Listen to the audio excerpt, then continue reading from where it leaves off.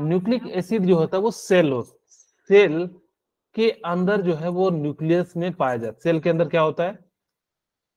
Nucleus. Nucleus के अंदर क्या होता है? क्रोमोसोम। ठीक है, क्रोमोसोम का पेयर कितना होता है? सर 23। Okay, very good. ये क्रोमोसोम जो होते हैं वो बने होते हैं प्रोटीन प्लस न्यूक्लिक एसिड। ठीक है, इसी से जो है क्या बने होते हैं? ये बने होते हैं न्यूक्लिक एसिड। आप सभी को पता होगा सेल जो होता है किसी भी बॉडी का सबसे फंडामेंटल यूनिट होता है, उसको हम लोग क्या कह देते हैं? सेल होता है। सेल के सेल के अंदर बहुत सारी चीजें पाई जाती है। हम लोग सिर्फ बात कर रहे हैं न्यूक्लियस। आप लोगों ने पता नहीं कितनी चीजें जो है पड़ी होंगी सेल के अंदर।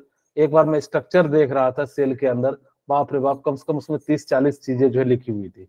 मैंने कहा रहने दो भाई, तुम ही जो लोग पढ़ते हैं बायोलॉजी में वही पढ़े। इतनी सारी चीजें जो है एक छोटे से अंदर जिसको हम लोग देख भी नहीं सकते हैं। तो इस प्रकार से, तो यहाँ पे सेल के अंदर क्या होता है? न्यूक्लियस होता है। न्यूक्लियस के अंदर जो है क्रोमोसोम होता है। क्रोमोसोम ही आपकी हेरिडिटी को मेंटेन करता है। हेरिडिटी का मतलब होता है कि आपके फादर का आप में जो गुण आता है, आपके फादर और मदर का, उसको हम लोग क्या कह देते हैं? इनहेरिडेंट कह देते हैं, यानी सॉरी हेरिडिटी कह देते हैं। इसका मतलब क्या हुआ कि कुछ प्रॉपर्टीज जो है आपके मदर की आएंगी, कुछ प्रॉपर्टीज जो है आपके फादर की आएंगी। ये हो सकता है कि किसी की ज्यादा प्रॉपर्टीज आए, किसी की कम आए, या ये भी हो सकता है कि दोनों की कम आए और किसी एक पर्टिकुलर जो है आपकी खुद की जो है नई प्रॉपर्टीज आ जाए। ये सारी चीजें जो है पॉसिबिलिटी होती है, वो डीएनए के स्ट्रक्चर और आरएनए डीएनए के कारण जो है ये सारा चीजें होता है। कैसे होता है थोड़ी देर में जो मैं आपको बताऊंगा। ओके, अब यहाँ पे हमने जो है ये सीख लिया कि it has been observed nucleus all living cell is responsible for the transmission of inherited characters।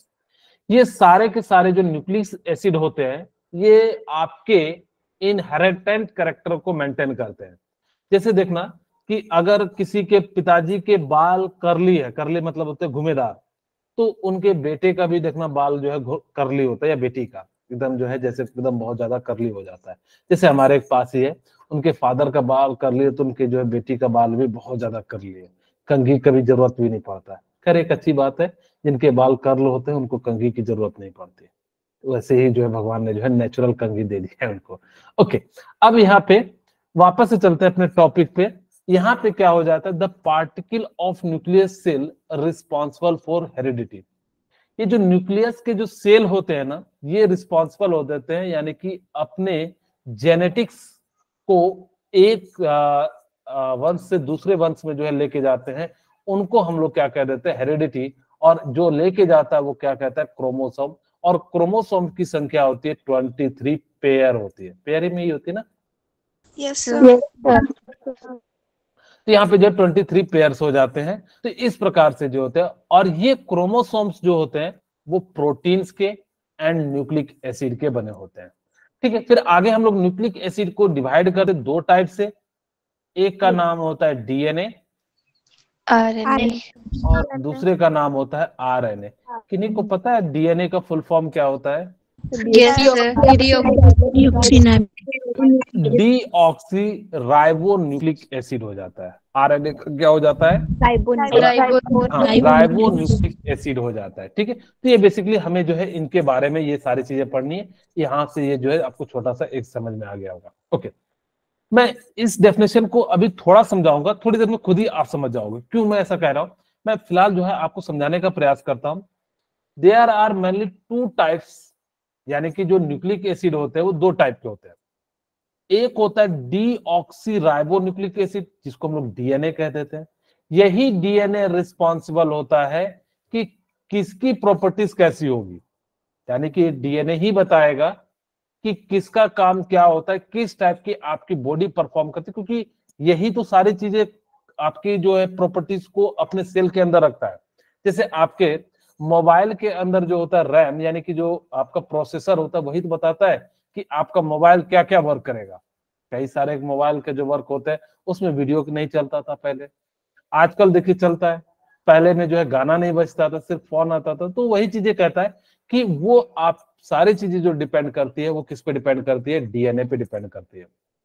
दूसरा, ये बेसिकली दो टाइप का बना है, तो एक का नाम डीएनए हो गया, एक का नाम आरएनए हो गया। आप याद रखना, कई बार जो है हम लोग यहाँ पे कहते हैं डीऑक्सी, कई बार जो है आपको लिखा होगा डाई राइबोन्यूक्लिक एसिड, तो डाई मत मारिएगा, डीऑक्सी राइबोन्यूक्लिक एसिड मारिएगा। एंड और यहाँ पे क्या मार दीजिएगा, आरएनए से क्या मार दीजिएगा, राइबोन्यूक्लिक एसिड का जो है फॉर्मेशन हो जाता है, यानी कि ये दो चीजों से बना होता है। ये जो डीएनए आरएनए होते हैं ना, ये किस चीज के बने होते हैं, nucleic acid are long chain polymer of nucleotides. क्योंकि सर न्यूक्लियोटाइड्स क्या होते हैं कि जब आपके सामने ग्लूकोज पे एक साइड बेस लगा हो और एक साइड फास्फोरिक एसिड लगा हो तो उसको न्यूक्लियोटाइड कर देते हैं। अभी आपको मैं समझाऊंगा उसका स्ट्रक्चर कैसा होता है, चिंता मत कीजिए। लेकिन अभी फिलहाल इतना जान लीजिए कि अगर जो किसी चीज पे हमने क्या करा, एक साइड बेस एक साइड जो है फास्फोरिक एसिड जोड़ दिया, उसको हम लोग न्यूक्लियोटाइड कर देते हैं। और बहुत सारे न्यूक्लियोटाइड को हम लोग जो है पॉलीन्यूक्लियोटाइड्स कर देते हैं। हम एक एक करके जो है बातें करते हैं कि क्या होता है न्यूक्लिक एसिड और कैसे वर्क करता है। Okay, complete hydrolysis of DNA. अगर आपने डीएनए को तोड़ा तो ये बेसिकली 3 पार्ट में टूट जाएगा। अगर जो मैंने क्या कर दिया, डीएनए का हाइड्रोलाइसिस करा दिया, अगर मैंने डीएनए का हाइड्रोलाइसिस करा दिया तो 3 पार्ट में टूट जाता है। कौन कौन से में?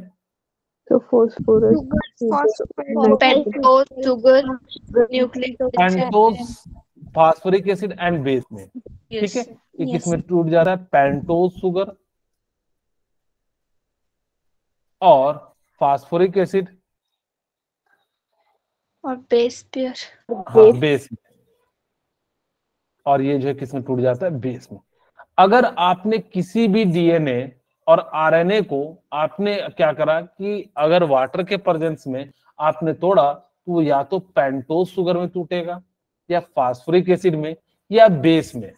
ये जो बेस होंगे ना वो नाइट्रोजन कंपाउंड के बने होंगे और वो भी हेट्रोसाइक्लिक, यानी कि हेट्रो का मतलब होता है बहुत सारे, उसके अंदर जो है साइक्लो ग्रुप होंगे यानी कि साइक्लिक ग्रुप होंगे।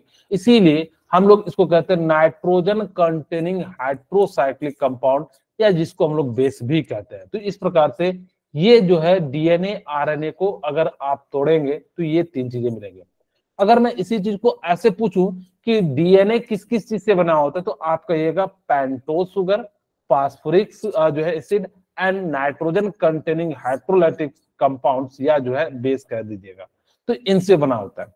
अब यहाँ पे ध्यान से देखिए, यहाँ पे बीटा डी राइबोस, इसका मतलब क्या हो गया कि अगर जो आपका जो डीएनए होगा, डीएनए वो किसका बना होता है, बीटा डी ऑक्सी राइबोस का बना होता है।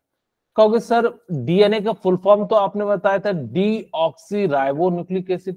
हाँ, यहाँ पे ये बना किसका है, तो यहाँ पे बेसिकली आपका बीटा डी राइबोस से बना है।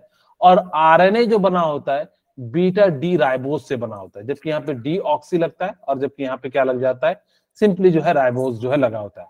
ये जो है आपका आरएनए से बना होगा, आरएनए में ये पाया जाएगा। और बीटा डी ऑक्सी जो है आपका किस में पाया जाता है, डीएनए में जो है पाया जाता है। ठीक है, तो ओके, अब देखो वापस से आपको मैं डेफिनेशन, अच्छा एक और बात, डीएनए और आरएनए में ना 4 ग्रुप होते हैं, यानी कि जो 4 बेस ग्रुप होते हैं। मैं यहाँ पे डीएनए का लिखता हूं और यहाँ पे आरएनए का लिखता हूं। एक का नाम होता है एडेनिन, एडेनिन, और यहाँ पे क्या होता है गुआनिन, और यहाँ पे साइटोसिन। और ये जो 3 होते हैं ना बिल्कुल यहाँ पे भी सिमिलर पाए जाते हैं, एडेनिन और गुआनिन, यूरेसिल। हाँ, यहाँ पे थायमिन की जगह पे हम लोग इसमें क्या यूज कर लेते हैं, यूरासिल यूज कर लेते हैं। यही क्वेश्चन एक बार पूछा था कि आरएनए में कौन सा ग्रुप नहीं पाया जाता या कौन सा बेस नहीं पाया जाता है, उसमें था एडेनिन, गुआनिन, साइटोसिन, वहां पे जो है यूरासिल। तो आपको बताना है कि आरएनए में, सॉरी मैंने जो है एक जो है कोई भी एक नाम होगा, यहाँ पे थायमिन ग्रुप जो है नहीं पाया जाता है। ठीक है, अगर कौन सा ग्रुप डीएनए में जो है और आरएनए में डिफरेंट होता है तो आपको जो है नाम दिया होगा या तो यूरासिल और या जो है थायमिन जो है इस प्रकार से दिया रहेगा। तो यहाँ पे क्या पाया जाता है, थायमिन,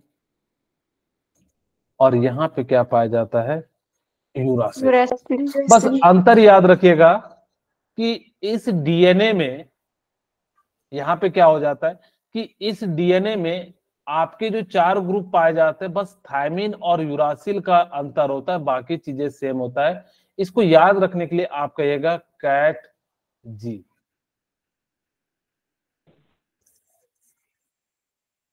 ठीक है, ओहो एक तो छूट ही गया। आप इसको ऐसे याद रख सकते हैं कैट जी। सी से आपका साइटोसिन हो गया, ए से एडेनिन हो गया, और टी से आपका थायमिन हो गया, और जी से क्या हो गया, ग्वानिन हो गया। इसके अंदर क्या कह सकते हो, कैट यू। ठीक है, तो इस प्रकार से जो है इसको आप याद रख सकते हो। तो ये जो है 4 ग्रुप जो है आपको पाए जाते हैं, कई बार जो है पूछा गया है, इसलिए यहाँ पे इसको याद रखें। वही कहते हैं डीएनए कंटेन्स 4 बेसिस, एक का नाम होता है एडेनिन, एक का नाम होता है guanine, cytosine and thymine. RNA also contain 4 bases. The first 3 bases are same as in DNA, but fourth one is uracil. यानी कि ये जो है क्या हो जाता है, ये स्ट्रक्चर ये हो जाता है। ठीक है, तो इस प्रकार इनके स्ट्रक्चर आपको याद नहीं रखने, तो इस प्रकार से आपको काम बना। मैंने आपको बताया कि न्यूक्लिक एसिड जो है वो किससे बने होते हैं, इन्हीं 3 चीजों से बने होते हैं। Yes sir. जस्ट मैंने बताया कि न्यूक्लिक एसिड जो है किसके बने होते हैं, आपके पेंटोज के, फास्फोरिक एसिड के एंड जो है बेस के। बेस में भी कैसा होगा, nitrogen containing hydrolytic cyclic compound जो है यहाँ पे होना चाहिए। अब देखिए ये डीऑक्सीराइबोनोज है, यहाँ पे डीऑक्सी, एक साइड हमने जो है बेस लगा दिया और एक साइड हमने क्या करा, फास्फेट ग्रुप या एसिडिक ग्रुप जोड़ा। अब इसी को हम लोग कहते हैं न्यूक्लियोटाइड कहते हैं। अगर मैं यहाँ पे सिर्फ इसको हटा के, अगर जब मैं यहाँ पे सिर्फ और सिर्फ बेस लगाता तो इसको हम लोग कह देते हैं न्यूक्लियोसाइड्स कह देते हैं। जैसे यहाँ पे देखिए लिखा भी है, attachment of base to one position of sugar is known as nucleoside. अगर मैंने बेस यानी कि 1 पोजीशन पे लगाया तो इसको हम लोग क्या कह देंगे, न्यूक्लियोसाइड। और इसी जगह पे हमने क्या लगा दिया, एसिड फास्फोरिक एसिड यानी कि फास्फेट ग्रुप लगा दिया, तो ये जो है आपका क्या बन जाएगा, न्यूक्लियोटाइड। यही याद हो, मैंने शुरू में बताया था कि जो न्यूक्लियोक एसिड होते हैं वो पॉलीमर ऑफ न्यूक्लियोटाइड्स होते हैं। अब आपको मेरे ख्याल से समझ में आ गया होगा कि न्यूक्लियोटाइड्स का मतलब क्या है। न्यूक्लियोटाइड्स का मतलब है कि डीऑक्सीराइबोनोज में हमने क्या करा कि एक साइड जो है बेस लगा दिया और एक साइड जो है फास्फोरिक एसिड लगा दिया, और इससे जो बनने वाला कंपाउंड हो जाएगा उसको हम लोग कह देंगे न्यूक्लियोटाइड। और इसी को बहुत सारा मिला के जब अगर आप बनाते हैं तो वहां पे क्या हो जाता है, पॉलीन्यूक्लियोटाइड हो जाता है, और पॉलीन्यूक्लियोटाइड से ही क्या बन जाता है, आपका न्यूक्लियोस जो है न्यूक्लिक एसिड बनता है। इसका जनरल स्ट्रक्चर देख लीजिए, मैं भी बताऊंगा अभी कि कैसा होता है। Nucleotides are joined together by phosphodiester linkage between 5 and 3। इसका मतलब है कि जब ये जो न्यूक्लियोटाइड है, एक न्यूक्लियोटाइड दूसरे न्यूक्लियोटाइड से जब जुड़ेगा तो किस लिंकेज से जुड़ेगा, वही कहता है फास्फोडाइस्टर लिंकेज के साथ जो है जुड़ेगा, और वो किस पोजीशन पे होगा, 5 and 3 पोजीशन पे होगा। तो इस बात को याद भी रखिएगा, वो किस पोजीशन पे होता है, तो वो 5 and 3 पोजीशन पे क्या होता है, आपका जो है ज्वाइंट होता है, या जिसको जो carbon atom of the pentose sugar यानी कि जो है पेंटोज शुगर से जुड़ा होता है। इसका जनरल स्ट्रक्चर कुछ इस प्रकार से होता है। कोई कहता है nucleotide are joint together by phosphodiester linkage. इसको याद रखिएगा कि जो न्यूक्लियोटाइड्स होते हैं वो किससे जुड़े होते हैं, फास्फोडाइस्टर लिंकेज होते हैं। दूसरी यहाँ पे याद रखिएगा कि ये 5 and 3 कार्बन से जुड़े होते हैं। एक का जो है क्या होगा, 5 पोजीशन होगा। क्योंकि सर 5 पोजीशन क्यों, आपको यहाँ पे देखिए, मैं यहाँ पे दिखाता हूँ, ये 1 2 3 4 and 5, ये जो है 5 पे जुड़ा होगा, और दूसरा वाला जो है किससे जुड़ा होगा, उधर साइड से जो है तीसरे पोजीशन पे जुड़ा होता है। इसीलिए हम लोग कहते हैं 5 and 3 कार्बन के साथ जो है पेंटोज यहाँ पे जो जुड़ा होता है। ओके, अब यहाँ पे ये समझ में आ गया। सिंप्लीफाइड वर्जन यानी कि इसका जो स्ट्रक्चर होगा वो देखिए, ये शुगर होगा, यहाँ पे बेस होगा, और यहाँ पे फास्फेट होगा, फिर जो है यहाँ पे शुगर होगा। तो इस प्रकार से क्या होगा कि यहाँ पे जो है 5 और 3 से जो है जुड़ा होगा। इसको याद भी रखिएगा कि न्यूक्लियोटाइड्स जो होते हैं वो जो जुड़े होते हैं फास्फोडाइस्टर लिंकेज से जुड़े होते हैं, और किस पोजीशन पे जुड़े होते हैं, 5 और 3 पोजीशन से जो है क्या होते हैं, जुड़े होते हैं। इसी को हम लोग प्राइमरी स्ट्रक्चर कहते हैं। अगर जब मैं डीएनए की बात करूं तो यही जो है आपका प्राइमरी स्ट्रक्चर होता है, यानी कि इसी से जो हम लोग क्या करेंगे, डिफरेंट डिफरेंट टाइप के डीएनए बनाएंगे। कैसे बनाएंगे अभी आपको मैं बताऊंगा अभी। ओके, न्यूक्लिक एसिड है सेकेंडरी स्ट्रक्चर। न्यूक्लिक एसिड के पास क्या होता है, सेकेंडरी स्ट्रक्चर होता है। इसको जो खोजा था जेम्स वाटसन ने, ठीक है, इसको किसने खोजा था, जेम्स वाटसन ने एंड फ्रांसिस क्रिक ने जो है इसको डिस्कवर किया था। उन्होंने कहा कि 2 न्यूक्लिक एसिड चेन, यानी कि जो एक एक होगा, जैसे ये जो एक चेन है, इसी का दूसरा चेन कुछ इस प्रकार से, इसी को इस टाइप से जो है डीएनए बना होता है। आप लोगों ने देखा होगा, आप लोगों ने जो है डॉक्टर का जो सिंबल देखा होगा वो कुछ इसी प्रकार से होगा। एक डंडा होता है, डंडे पे जो है इस प्रकार से जुड़े होते हैं, ऊपर में जो है कुछ बना होता है। शायद आप लोगों ने नोटिस नहीं किया होगा, मैं दिखा देता हूं आपको, जस्ट 1 मिनट। उसको क्या कहते हैं, उस सिंबल को, किन्हीं को याद है? किस सिंबल को? कौन सा symbol? Symbol of doctor.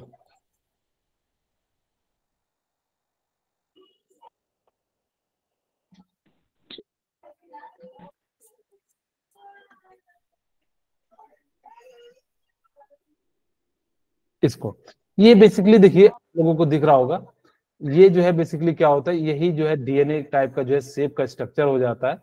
तो वही चीज मैं आपको बताना चाह रहा था कि जो है इस लोगों को क्या कहते हैं, आप लोगों को शायद पता होगा। ओके, यहाँ पे जो ये जो बने होते हैं ना डीएनए, यहाँ पे 2 हेलिक्स से बने होते हैं, यानी कि 2 सिंपल जो है स्ट्रक्चर से जो है क्या बने होंगे, प्राइमरी स्ट्रक्चर से बने होंगे। यहाँ पे हाइड्रोजन बॉन्ड के कारण जो है ना इसमें ट्विस्ट आ जाता है, क्योंकि जब बॉन्ड बनता है तो वहां पे क्या होता है, फोर्स ऑफ अट्रैक्शन ज्यादा लगता है, और जब वो फोर्स ऑफ अट्रैक्शन ज्यादा लगता है जिस कारण से वो क्या हो जाता है, आपका जो है बैंड कर जाता है। ठीक है, तो इसी कारण से यहाँ पे क्या हो जाता है कि इनका जो स्ट्रक्चर होता है वो थोड़ा सा हेलिक्स के फॉर्म में हो जाता है, कुछ इस प्रकार से जो है यानी कि हो जाता है। ओके, वही कहता है 2 nucleic acid chain are wound about each other and held together by hydrogen bond between pair of bases. ये याद भी रख लीजिएगा कि डीएनए जो है किस बॉन्ड के कारण बंधे होते हैं, तो वो हाइड्रोजन बॉन्ड के कारण जो है बंधे होते हैं। These two standards are complementary to each other because the hydrogen bond are formed specific pair of base। ये ऐसा नहीं कि किसी भी से बना सकते हो, तो ये स्पेसिफिक पेयर से बने होते हैं। जिसका क्वेश्चन ऐसा पूछा जाएगा, जैसे मान लीजिए ये डीएनए है, ये डीएनए में जीसी, यानी कि आपको मैं कहूं कि जो बॉन्ड जो बने होंगे ना, ऐसा नहीं कि चारों में से चारों का बना होगा, नहीं, ये जो बने होते हैं वो जीसी के साथ जो है बने होते हैं एंड एटी के साथ बने होते हैं, या इसको हम लोग कह सकते हैं कि जो है कैट जी के साथ बने होते हैं। ठीक है, तो यहाँ पे याद रखना कि या तो आपके पास क्या होना चाहिए, साइटोसिन होना चाहिए, या आपके पास क्या होना चाहिए, एडेनिन होना चाहिए, थायमिन होना चाहिए, या ग्वानिन होना चाहिए। बाकी अगर किसी पेयर के साथ बनेगा ना तो यहाँ पे बॉन्ड का फॉर्मेशन नहीं होता, इस बात को याद रखना, क्वेश्चन पूछा गया है। तो इस बात को ध्यान रखना कि अगर मैं कहूं कि जो ये हेलिक्स का फॉर्मेशन हो रहा है, ये चारों में से, कई बच्चे क्या सोचते हैं कि चारों में से चारों के साथ बनता, नहीं, सिर्फ 2 के साथ बनते हैं, 2 पेयर के साथ, या तो जीसी के साथ बनेंगे या एटी के साथ। अब वो चाहे जीसी की जगह सीजी लिख दे या टी ए की जगह पे एटी लिख दे, आपको जो भी लिखा रहे तो इस प्रकार से जो हम लोग जो है लिख सकते हैं, ये जो है वेरी कर सकता है। ध्यान रखना, फिर से मैं बता दे रहा हूं कि इनके बीच जो बॉन्ड बनेगा या तो सीजी के बीच बनेगा, या जो है किसके बीच बनेगा, टीए या एटी या जीसी के साथ जो है बनेगा। आप याद रखना कि डीएनए में जो है कैट जी के साथ बॉन्ड बनता है, सी ए एंड टी जी के साथ जो है बॉन्ड का फॉर्मेशन हो जाता है। ठीक है, अब इसमें जो याद रखना कैसा होता है कि बीच वाले एटी के साथ फॉर्मेशन होता है एंड जो है जीसी जो है इसके साथ हो जाता है, क्योंकि ऐसे तो आपको याद नहीं रहेगा, या हम लोग इसको कैसे याद रख सकते हैं, जी कैट ज्यादा मेरे ख्याल से बेटर रहेगा, तो आप इसको इस प्रकार से याद रख लीजिए, जी कैट, जीसी एंड एटी। ठीक है, अब 4 है तो आपको 3 याद है तो बस पहले लगा देना जी को। तो इस प्रकार से जी कैक में जो है हम लोग क्या यूज करेंगे कि जी और सी के साथ बॉन्ड बनेगा, ए एंड टी के साथ जो है यहाँ पे बॉन्ड का फॉर्मेशन होता है, और इसी बॉन्ड के कारण इनका जो स्ट्रक्चर हो जाता है वो कैसा हो जाता है, यानी कि जो है आपका जो है इस फॉर्म में आ जाता है। और इसी सिंबल को डॉक्टर लोग जो है यूज भी करते हैं, क्योंकि वो कहते हैं कि यही सारी चीजें जो है आपकी इंफॉर्मेशन बता देगा, तो इसीलिए जो है इसका जो है यूज किया जाता है सिंबल में। ओके, जो आरएनए होते हैं वो बेसिकली सिंगल हेलिक्स से बने होते हैं, उसको हम लोग आरएनए कहते हैं। आरएनए जो है बेसिकली आपके 3 टाइप के बने होंगे, एक मैसेंजर का होगा, एक राइबोसोमल का होगा, एक ट्रांसफर का होगा। सबसे पहले हम लोग देखते हैं कि ये कैसा स्ट्रक्चर होता है। तो ये कुछ इस प्रकार से जो है आपका क्या है, सिंगल हेलिक्स है। तो यहाँ पे इस प्रकार से बना होता है। यहाँ पे जो है cytosine, guanine, adenine and uracil से जो है बना होता है। और यहाँ पे याद रखिएगा कि मैसेंजर का काम क्या होता है कि किसी भी मैसेज को किसी पर्टिकुलर जगह पे पहुंचाना। जैसे मान लो पैर में चोट लगा तो वो चोट को आपके ब्रेन को पहुंचाता है और आपका ब्रेन जो है उसके अनुसार से रिस्पॉन्स करता है या फिर उसके जैसे एक्टिविटी करता है। धीरे से चोट लगेगा तो आपके हाथ को पहले भेजेगा कि कहेगा जाओ थोड़ा सा प्यार कर दो, यानी कि सलाह दो। तो इस प्रकार से जो है धीरे धीरे जो है वो हो जाता है। लेकिन मान लो कि अगर जो बहुत ज्यादा चोट लग गया तो डीएनए क्या करेगा, अब आपको नहीं कहेगा कि हाँ सलाह, वो क्या कहेगा कि आपके अंदर का डब्ल्यूबीसी को भेजेगा, कहेगा कोटिंग करो और वहां से ब्लड जाना जो है बंद करो। तो ये बेसिकली कौन करता है, मैसेंजर का काम करता है आरएनए। राइबोसोमल का काम क्या होता है कि वो किसी चीज को प्रिपेयर करना। जैसे कि आपको चोट लगा तो वहां पे क्या करेगा कि वो इस टाइप की चीजों को बनाएगा जिससे आपका घाव जो है जल्दी भर जाए। ट्रांसफर ऑफ आरएनए, ये जो किसी चीज का ट्रांसफर कराना, जैसे मान लो कि पर्टिकुलर जगह पे पहुंचाना, वो कौन करेगा। जैसे आप लोगों को मैं कहूं कि स्कूल से बस, सॉरी घर से आपको जो है बस स्कूल ले जाती है, तो वहां पे वो क्या कर रहा है, बस आपका ट्रांसफर का काम कर रहा है। इसी तरीके से यहाँ पे भी क्या होता है कि जो ट्रांसफर कराता है वो जो है ट्रांसफर हो जाता है। एक्चुअली आपको पता हो कि जो कोरोना वायरस था वो बेसिकली आपके आरएनए का ही बना हुआ था, शायद आप लोगों ने आपके उस समय पे आरटीपीसीआर किया जाता था, रिवर्स ट्रांसफर प्रोसेस जो है किया जाता था। इसको हम लोग जो है डीएनए में कन्वर्ट करते थे, इसके जैसे एक और हेलिक्स सिमिलर जो बनाते थे, और फिर जो है हम लोग जो है लैब में इसको आइडेंटिफाई करते। ये तो शुक्र मनाइए कि साइंस इतना ज्यादा डेवलप था कि हमने बहुत जल्दी कंट्रोल कर लिया। नहीं तो अगर हमारा साइंस डेवलप नहीं होता तो बहुत लोगों को ये जान ले लेता। पहले की वैक्सीन जो जनरेट होती थी ना, उसको 10 साल, 12 साल, 15 साल, 20 साल ऐसे लगते थे। लेकिन आजकल जो है इतना टाइम नहीं लगता है। क्यों? क्योंकि हम लोग क्या करते हैं कि लैब के अंदर इनकी स्ट्रक्चर के बारे में जानते हैं। आपको अगर जो किसी चीज को, किसी को अच्छे से समझना है तो आप ना उसकी हर छोटी चीजों को जान लीजिए, वो आपको कभी भी धोखा नहीं दे सकता है। यानी कि आपके बारे में उससे ज्यादा उसको सॉरी अगर जैसे मान लो कि इसीलिए हम लोग इतनी छोटी छोटी चीजों को पढ़ रहे हैं, नहीं तो क्या जरूरत था, चोट लगा घाव पे बना रहे थे तो ठीक ही हो रहा था। एक्चुअली आजकल की जो बीमारियां है ना वो बहुत ही छोटे लेवल पे हो रही है। इसी कारण से आपको इतना ज्यादा चीजें जो है सीखने के लिए कहा जाता है, ताकि कि आप जितने छोटे स्ट्रक्चर पे देखिएगा उतना। अब सोच सकते हो कि कितना छोटा सेल है, तो छोटा सा डीएनए या आरएनए। सेल के अंदर जो सेल आपको दिखाई नहीं देता है, सेल के अंदर न्यूक्लियस, न्यूक्लियस के अंदर क्रोमोसोम, क्रोमोसोम के अंदर न्यूक्लिक एसिड, और न्यूक्लिक एसिड के अंदर जो है डीएनए आरएनए। सोचो कितना छोटा होगा, आप उसका इमेजिन नहीं कर सकते। मैं जब आपको एक सिंपल सा बताया कि आप जब सेल को नहीं देख पा रहे हो तो उन चीजों के बारे में आप जान रहे हो। क्यों? क्योंकि आप जितनी छोटी से छोटी चीजों के बारे में जानोगे उतना ज्यादा आपके लिए बेनिफिट होगा। दूसरी, पहले जो है ना एक छोटी मोटी भी बीमारियां ना, पहले के समय मलेरिया या डायरिया ये बहुत ज्यादा घातक होती थी, गांव के गांव को साफ कर देते थे। कई सारे गांव जो है डायरिया से साफ हो जाते थे, यानी कि जो है डेथ हो जाती थी, क्योंकि डायरिया एक ऐसी बीमारी है जब एक फैलता है तो पूरे गांव में फैल जाता था।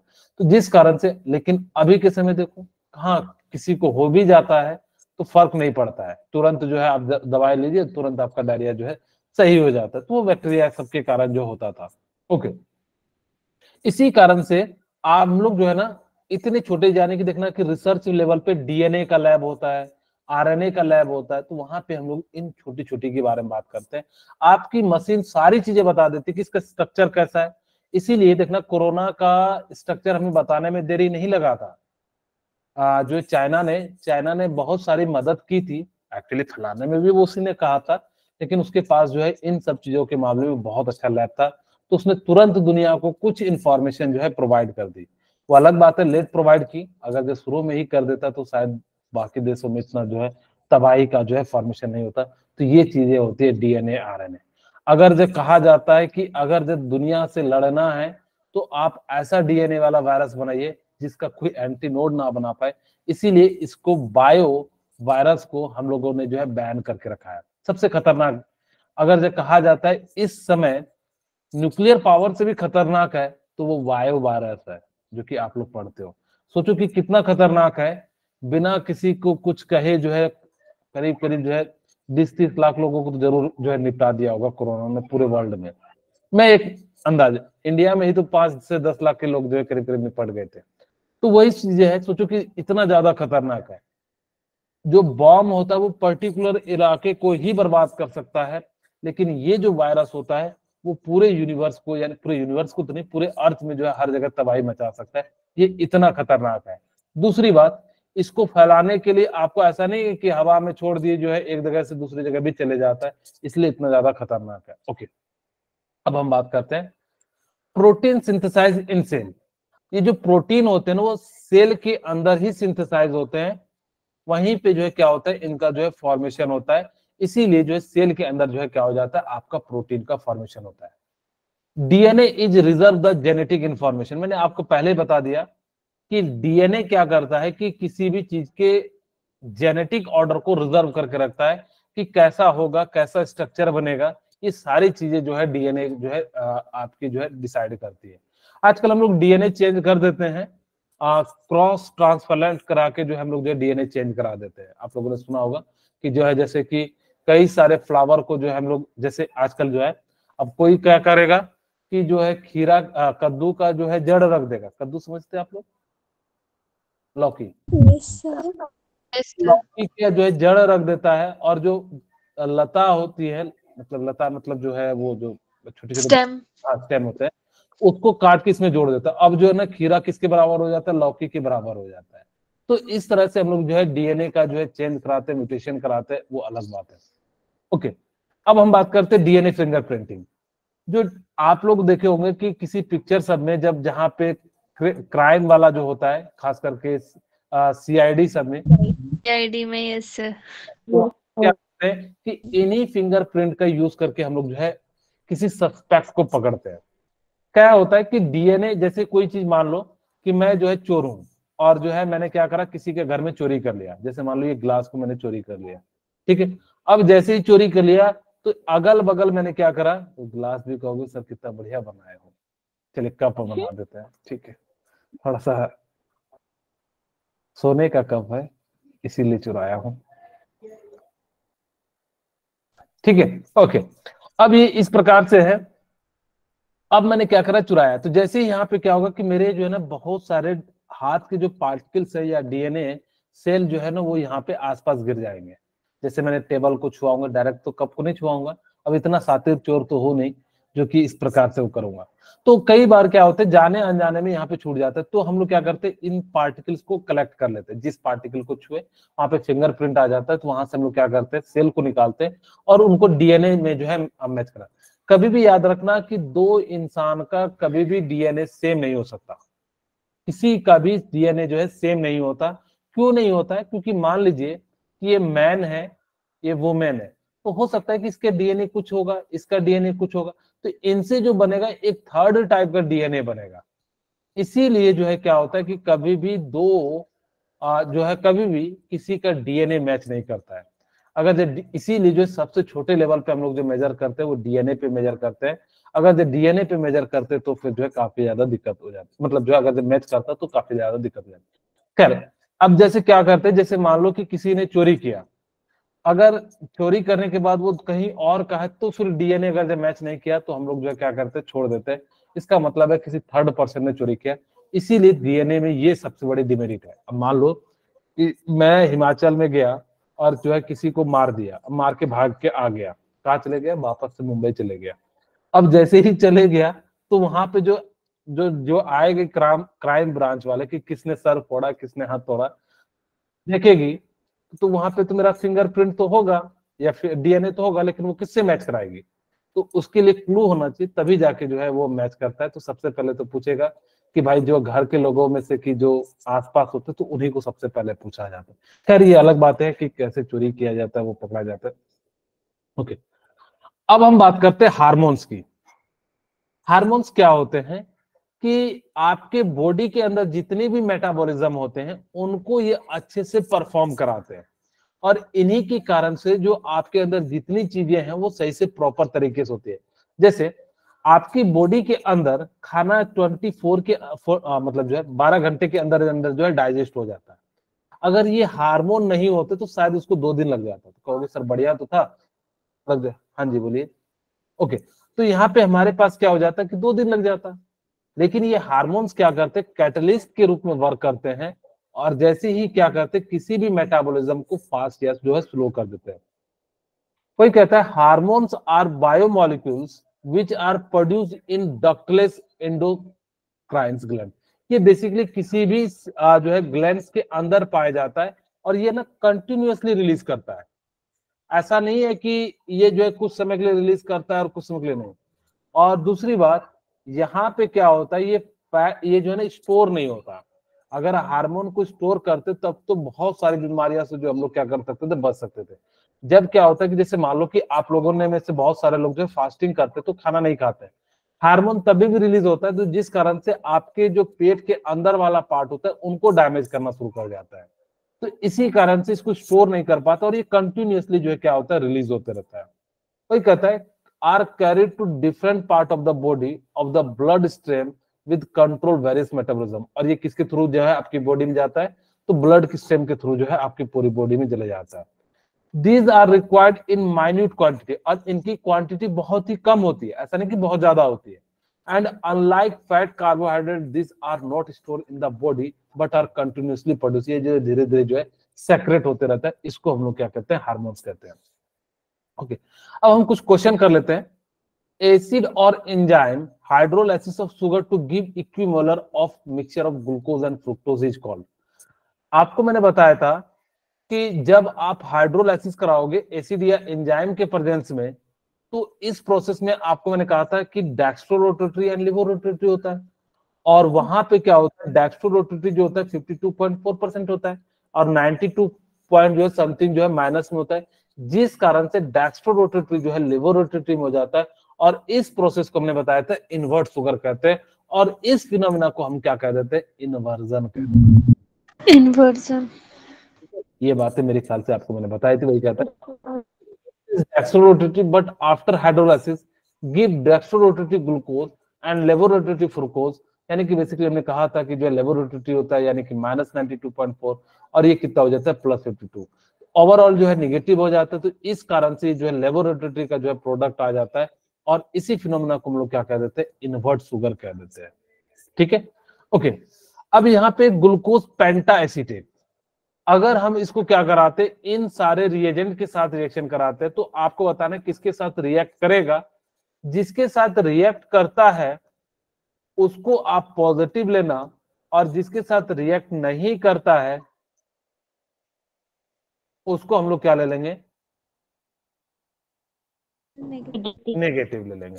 इसीलिए आप लोगों ने जब भी कहते तो पॉजिटिव टेस्ट का मतलब होता है हो गया। जैसे कहते थे ना कोरोना में पॉजिटिव टेस्ट आया है, आप लोगों ने नोटिस किया होगा, कहते थे कि नहीं, इसका मतलब उसको कोरोना हो गया है। ये कोई भी पर्टिकुलर जैसे कोई भी बीमारी होती है तो उसको कहते हैं पॉजिटिव। ये जो है बायोलॉजी का है।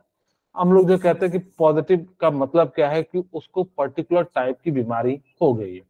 तो यहाँ पे भी हम वैसे ही बात करेंगे, जिसके साथ रिएक्शन करेगा उसको हम लोग क्या कह देंगे, पॉजिटिव, और जिसके साथ रिएक्शन नहीं करेगा उसको हम लोग कह देंगे निगेटिव। ओके, अब ध्यान से सुनिएगा कि यहाँ पे हमने क्या करा कि जैसे ही 2,4-DNP ग्लूकोज पेंटाएसिटेज के साथ रिएक्शन कराते तो ये रिएक्शन नहीं करता है।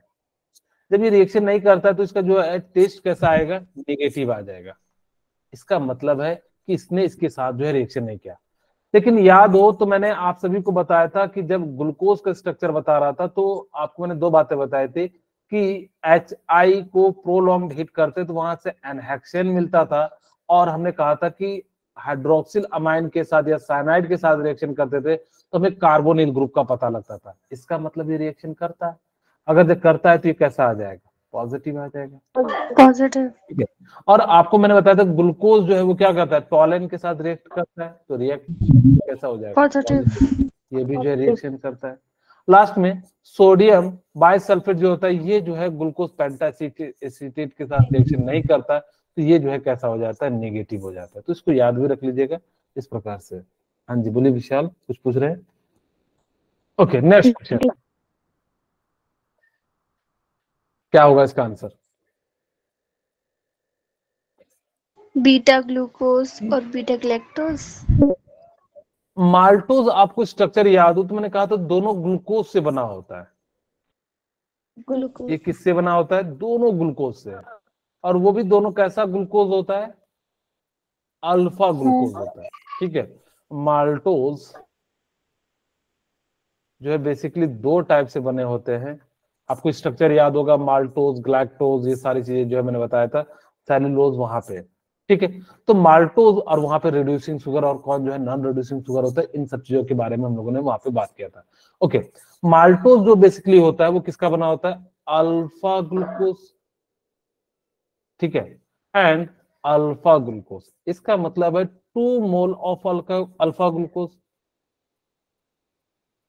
अब हल्का ग्लूकोज मत कीजिएगा, ठीक है। तो यहाँ पे इन्होंने दिया नहीं है तो इसलिए जो है इसको क्या ले लेंगे, alpha glucose plus alpha glucose.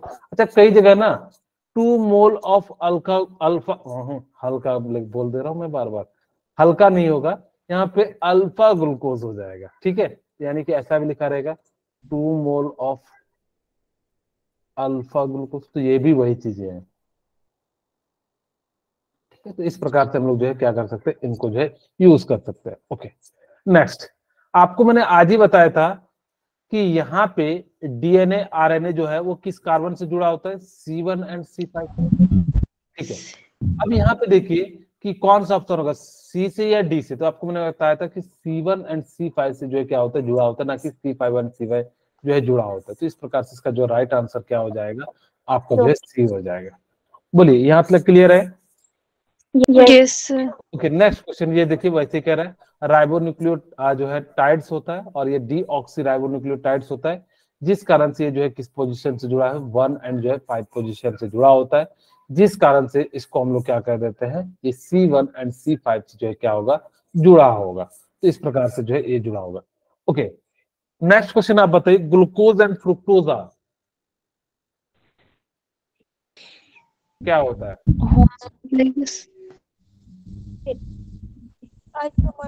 हाँ वेरी गुड, ये जो ग्लूकोज एंड फ्रुक्टोज होते हैं वो कैसे होते हैं, आइसोमर्स होते हैं, क्योंकि इनका स्ट्रक्चर सेम होता है। फिर अंतर क्या होता है इनका, जो है सिर्फ मैंने कहा था कि ग्लूकोज एंड फ्रुक्टोज का आप सभी को याद होगा, देखिए इसका मॉलिक्यूलर फॉर्मूला तो सेम होता है। ग्लूकोज का मैं लिखूंगा ग्लूकोज प्लस फ्रुक्टोज, ग्लूकोज जो होता है वो बेसिकली क्या होता है, इसका स्ट्रक्चर ना बना के पहले मैं फॉर्मूला लिखता हूँ, C6H12O6, और ये क्या हो जाता है, C6H12O6। देखिए दोनों हम क्या कहते हैं, आइसोमर उसे कहते हैं जिनका मॉलिक्यूलर फॉर्मूला सेम हो बट स्ट्रक्चर क्या हो, डिफरेंट हो, इसीलिए जो हम लोग उसको क्या कह देते हैं, CHO और यहाँ पे OH, और यहीं पे जो है CH2 और यहाँ पे डबल बॉन्ड लगा देते हैं, तो उसको हम लोग क्या कह देते हैं, फ्रुक्टोज कह देते हैं, ठीक है। तो इसीलिए इन दोनों का जो है क्या हो जाएगा, इसको हम लोग क्या कह देंगे, आइसोमर कह देंगे, क्योंकि इनका मॉलिक्यूलर फॉर्मूला तो सेम है बट स्ट्रक्चर डिफरेंट है। इस टाइप के स्ट्रक्चर को हम लोग क्या कह देते हैं, आइसोमर कह देते हैं। अब आप मुझे बताइए कि an example of non reducing sugar is,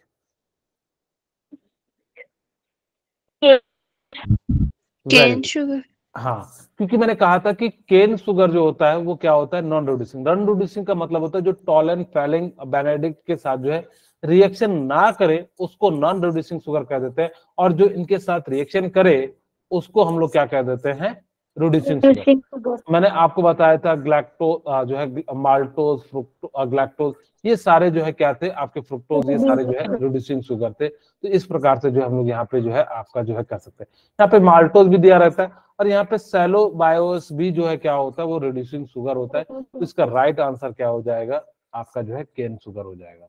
ठीक है, ओके, आज की क्लास यहीं पर रखते हैं।